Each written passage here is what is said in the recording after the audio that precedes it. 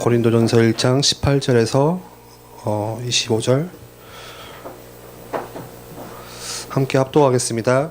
십자가의 도가 멸망하는 자들에게는 미련한 것이요 구원을 받는 우리에게는 하나님의 능력이라.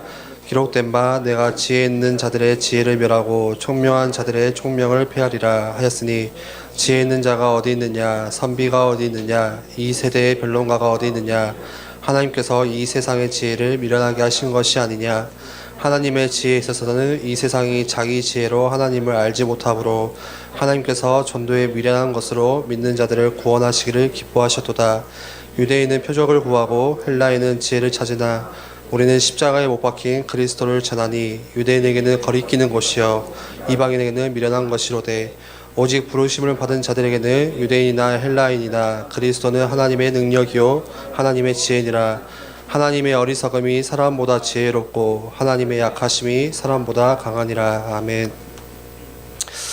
우리가 신앙생활을 하다 보면은 좀 시간이 지나고 나서 공감되는 질문들이 생길 거예요. 신앙생활 시작한 지 2년, 3년 정도 지나면은 좀 동일한 질문들이 생겨나는 거죠. 그 중에 몇 가지가 복음은 능력이라고 했는데 왜 내게 내 삶 속에 이 복음이 실제적이지 않을까, 그 복음의 능력이 실제적으로 내게 적용되지 않을까, 그런 질문들.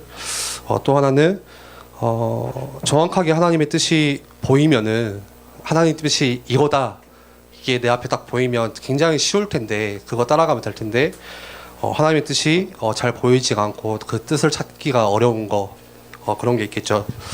또 궁금한 질문은, 내가 복음을 깨닫고 이 복음을 붙잡으면 좀 풀려야 되는데, 좀 내 직장일도 잘 되어지고 내 가정의 또 가문의 그런 문제들도 잘 풀려야 되는데 왜 그렇지가 않을까, 그런 질문들도 있겠죠.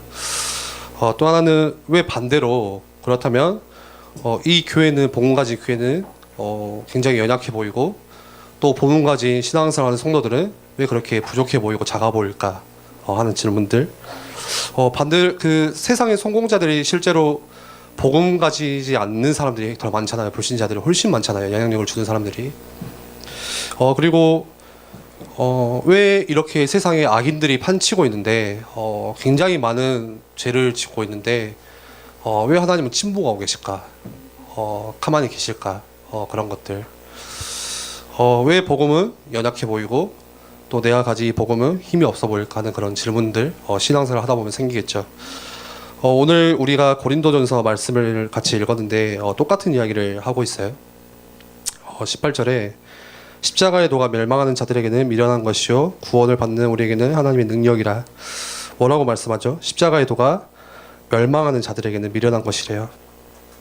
밖에 있는 사람들이 볼 때는 교회는 다닌다는 거, 뭔가 복음이라고 하는 거, 그게 굉장히 미련해 보인다는 거예요. 교회에서 뭐 일한다고 교회 왔다 갔다 하는데 밖에 있는 사람들 볼 때는 답답해 보이는 거죠. 뭐 되어지는 것도 없어 보이는데 교회 다니는 거 보면은. 뒤에 더 구체적인 이야기를 해요. 22절에 유대인은 표적을 구하고 헬라인은 지혜를 찾으나 우리는 십자가에 못 박힌 그리스도를 전하니, 또 유대인에게는 거리끼는 것이요 이 복음이 거리끼는 것이라는 거죠. 이방인에는 이 복음이 미련한 것이로되. 당시 유대인들에게 굉장히 절실했던 현실이 있었어요. 그거는 다른 것이 아니라 로마라는 그 속국에서 해방되어 오는 거, 그거 하나였거든요. 로마로 속국되어 있으니까 되어지는 게 없는 거죠. 굉장히 힘든 거죠. 자유도 없고, 열심히 돈을 벌지만 그거 다 거의 다 세금으로 내야 되고, 그러니까 힘들게 죽어라 일하는데 다 세금으로 나가야 되고, 굉장히 힘들었던. 그러다 보니까 유대인들이 이 당시에 당연히 바랬던 게, 정말 간절하게 사모했던 게 메시아였어요. 이거를 우리를 해방해 줄 수 있는, 구원해 줄 수 있는 힘 있는 메시아, 그거를 굉장히 바랬죠. 근데 아시다시피 신구약 사이에 그 400년 동안 암흑기라고 하잖아요. 어느 정도였냐, 선지자 한 명도 안 나왔어요. 심지어 그 말라기 선지자 이후로 선지자 한 명도 안 나올 만큼 굉장히 어두웠던, 구약에는 그렇게 많은 하나님의 역사와 징조가 보였는데 하나님의 음성도 들리지 않았던, 하나님의 징조가 전혀 보이지도 않았던 그 시기였어요. 신구약 사이에, 예수님이 오시기 전까지. 하나님이 침묵하고 계시고 계속 메시아는 기다리지만 전혀 보이지 않는, 그래서 나중에 시간이 지나서 그 메시아가 오셨잖아요. 근데 사람들이 실망하죠. 왜 그죠? 왕의 모습으로 굉장히 힘 있는 권력 있는 모습으로 오실 줄 알았는데 저 가난한 아무것도 없는 그 마구간의 말고 위에 오시는 거예요. 그러니까 유대인들이 거기에 실망하는 거예요. 그래서 오늘 말씀에도 그 복음이 거리끼는 거예요. 우리가 바랬던 건 저게 아니에요. 세상의 왕과 같이 우리를 힘있게 구원해 줄 수 있는, 로마에서 빼질 수 있는 그 모습을 바랬는데 그게 채워지지가 않으니까 그게 힘든 거죠. 그리고 나중에는 그 예수님께서 굉장히 기적적인 그런 사역들을 하시잖아요. 눈먼 자를 뜨게 하시기도 하고 죽은 자를 살리기도 하는. 그래서 사람들이 그때부터 이제 수군대는 거예요. 아, 저 사람이 메시아가 맞나 보다. 예. 근데 또 나중에 또 실망하죠. 시간 지나고. 왜 그러죠? 그러다가 그냥 죽어버려요. 십자가에서 사형수와 같이. 그러니까 사람들이 그렇게 기대하고 간절히 바랬지만 그게 채워지지 않으니까, 그 증거가 내게 없으니까 사람들이 거기서 실망하는 거죠. 그때 오는 실망은 말할 수가 없는 거죠. 이 실망이 여전히 우리에게도 남아있어요. 뭔가 내가 교회에 오면 될 것 같은데 실제는 안 돼요. 내가 복음 듣고 예수는 그리스도 모든 문제 해결자 될 것 같은데 막상 시작해보니까 그게 아닌 거예요. 잘 안 돼요. 내 가정에 뭔가 변화를 기대했는데 그게 안 되는 거죠. 내가 가지고 있는 문제가 조금 풀리기를 바랬는데 그 문제가 안 풀리는 거예요. 답답한 거예요. 오늘 이 말씀과 같이 내가 이 유대인과 같이 표적을 구하고 증거를 찾았지만 그게 안 나타나니까 거리끼는 거죠. 그리고 또 이방인은 뭐라고 하죠? 이방인은 이 복음이 미련해 보인대요. 그리고 지혜를 구한대요. 지혜를 찾는데요. 밖에 있는 사람들은 뭔가 이성적인 증거를 이야기해요. 복음이라는 거, 교회라는 거, 그 이해가 안 되는 거예요. 그래서 뭔가 과학적인 증명, 논리적인 사고, 그것들을 이야기해요. 다시 말해서 머리가 이해가 되어야, 내게 합리적으로 논리적으로 딱 와 닿아야 이해할 수 있는, 그거를 받아들일 수 있는 오늘날 현대인들의 모습인 거죠. 예전에 제가 그 고등학교 친구하고 복음 이렇게 복음 전한다고 잠깐 이야기를 나눴는데 그냥 간단해요. 그 친구 하는 말은 이제 보여봐라는 거예요. 이 말이 되냐? 좀 눈으로 보여보던지 어떻게 그걸 믿냐? 단순 그 친구의 모습이 아니라 지금 현대인들의 모습인 거죠. 더 과학이 발전하고 살기 좋아지니까 내게 합리적으로 머리에 딱 이게 와닿아야 되는 거예요. 이 성경이 정확하게 딱 이해가 돼야 되는 거예요. 딱 기산이 딱 맞아 떨어져야 되는 거예요. 그래야 받아들일 수 있는 거죠. 마치 헬라인과 같이요. 기독교인은 표적을 구하고 증거를 구하고, 교회 밖의 사람들 불신자는 지혜를 구하는 거예요. 그러다 보니까 이 둘 다에게는, 이 두 그룹 모두에게는 복음이 연약해 보이고 복음이 작아 보이는 거죠. 막 따지고 물으면 사람들이 복음에 대해서 야, 이 맞냐 막 따지고 물으면 그거를 뭔가 이거다 시원하게 대답을 해주고 싶은데 그게 어렵잖아요. 그게 안 되는 거잖아요, 사실. 맞긴 맞는데 이거를 속 시원하게 이렇게 딱 이해해 줄 수가 없는 거잖아요. 그게 왜 그럴까요? 이유는 복음이 전달되는 방식이 우리가 생각하는 그 기대와 다르기 때문에 그래요. 그 한 철학자가 이 복음에 대해서 설명하면서 굉장히 애썼는데 어떻게 설명을 했냐? 왕을 비유를 해요. 굉장히 힘 있는 왕이 있었대요. 굉장히 권력 있는 왕이 있었대요. 한 나라의 왕. 그러니까 이 왕이 지나가면 모두가 무릎 꿇고 모든 신하와 모든 백성들이 그 왕 앞에서는 한마디 말도 할 수 없는 그 정도의 권위. 그러다가 어느 날 이 왕이 굉장히 사랑했던 여자가 한 명이 생겼는데 그 여자가 여종이에요. 한 마을에, 아주 작은 마을에. 그 왕이 고민하는 거예요. 어떻게 저 여자를 내 와이프로 삼을 수 있을까 고민하는 거죠. 방법은 다양해요. 굉장히 심플하죠. 그냥 왕이 가서 여자로 삼으면 돼요. 그쵸? 그만한 힘이 있으니까. 생각해보세요. 그 작은 마을에 왕이 떴다고 하면은 마을이 난리가 나겠죠. 예, 진짜 난리 나겠죠. 그리고 너가 오늘부터 내 왕비가 되라 하면은 그거 끝나는 거예요. 근데 생각처럼 그게 쉽지가 않은 거죠. 예. 그렇게 한다고 했을 때 진짜 이 여자가 나를 사랑할까? 그거에 대해서는 알 수가 없는 거잖아요. 사랑한다고는 하겠죠. 무서우니까. 예, 혹시나 죽이지 않을까 하는 그런 두려움 때문에, 그런 왕의 어마어마한 권력 때문에 말은 그렇게 표현을 하겠지만 진짜 그 보이지 않는 속마음은 모르는 거잖아요. 그 왕이 고민하는 거예요.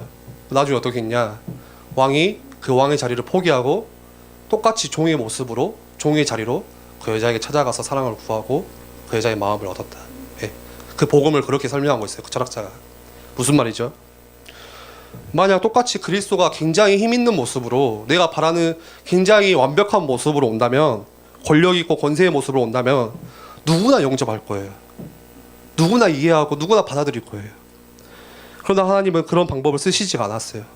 똑같이 왕의 자리를 포기하고 종의 모습으로 그렇게 오신 거예요. 그래서 오늘 말씀에 십자가의 도가 멸망하는 자들에게 미련하게 보인대요. 우리가 전도하는데 좀 속 시원하게 이렇게 딱딱 되어지면 좋겠죠. 전도에 대해서 굉장히 뭔가 확실한 뭔가가 있으면 될 것 같잖아요. 근데 그게 아니래요. 하나님 방법은 그게 아니래요. 미련한 방법으로 하나님께서 구원하시기 원하신대요.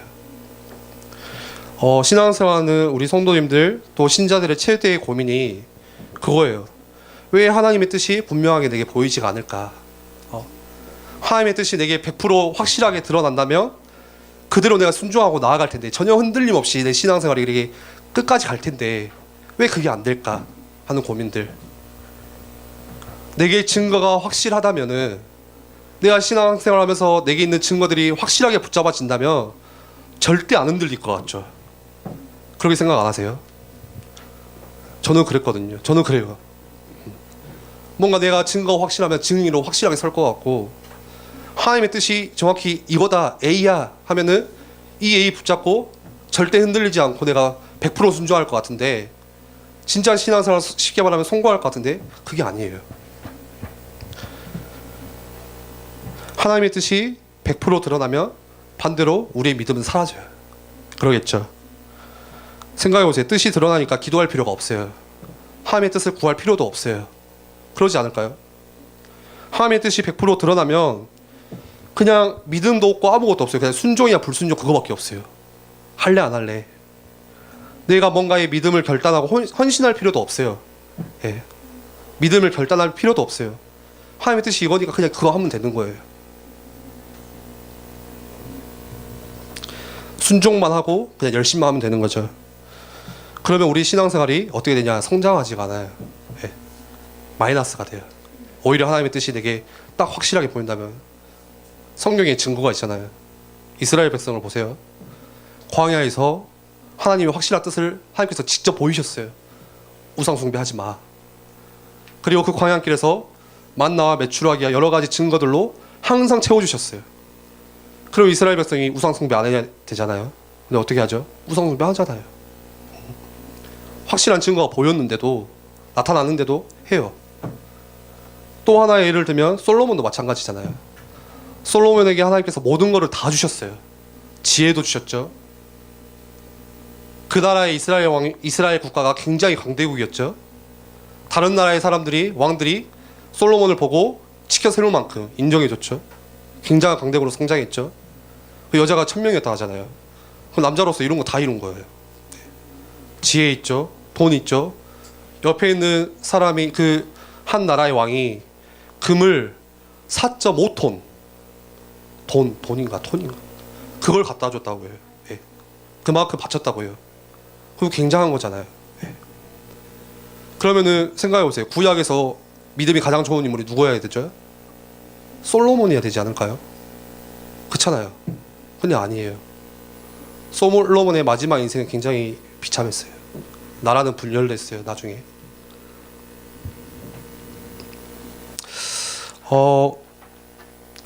우리는 지금도 신앙생활하면서 증거거리 찾고 있어요. 오늘 이불 말씀처럼 뭔가의 자랑거리를 찾고 있어요. 그러면 내가 더 잘할 거라 생각해요. 내가 더 확실하게 할 수 있을 거라고 생각을 해요. 그러나 예수님은 그런 모습으로 오시지 않았어요.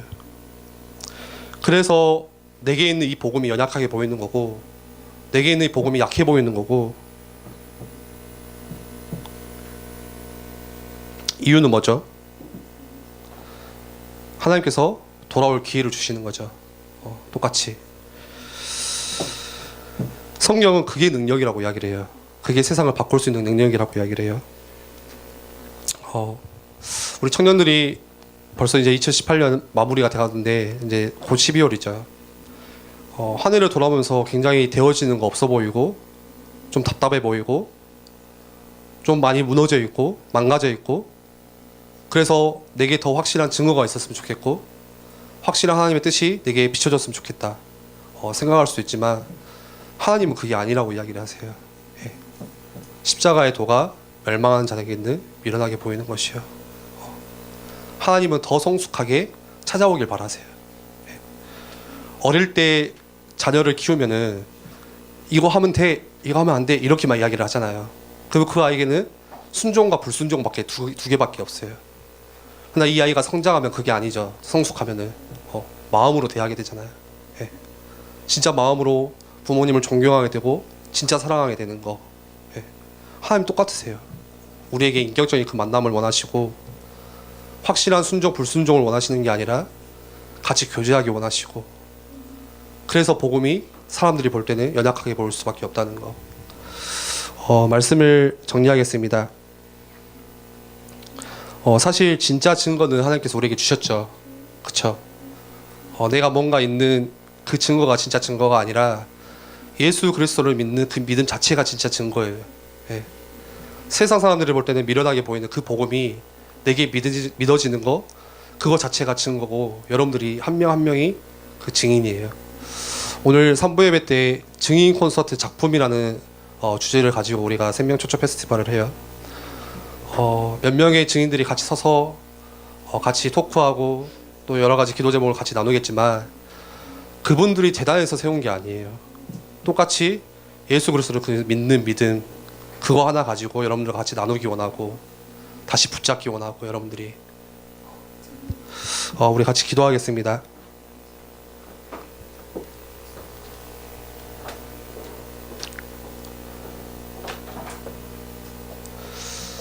감히 세상의 지식으로는 이해할 수 없는, 인간의 상식으로는 절대 받아들일 수 없는 그게 복음인 거죠. 예수 그리스도께서 우리에게 오실 때 가장 힘있는 왕의 모습으로 오신 게 아니라, 세상의 권위자로 오신 게 아니라 가장 연약한 모습으로, 우리와 똑같이 종의 모습으로 오셔서 우리를 부르시는 거죠. 오늘 말씀에도 이야기하죠.